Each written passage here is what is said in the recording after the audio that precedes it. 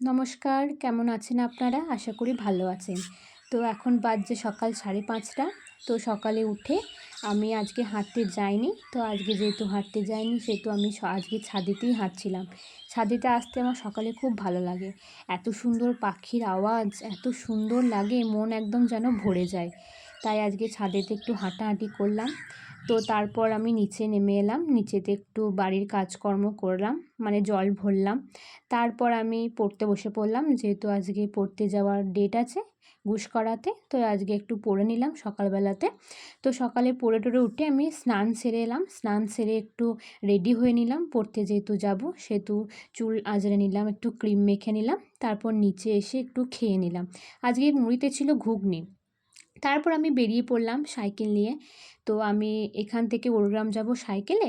তো সেহেতু আমি সাইকেল নিয়ে ওরগ্রাম গেলাম। তারপর ওরগ্রাম থেকে টোটো ধরে আমি গুসকরা গেলাম। গুসকরা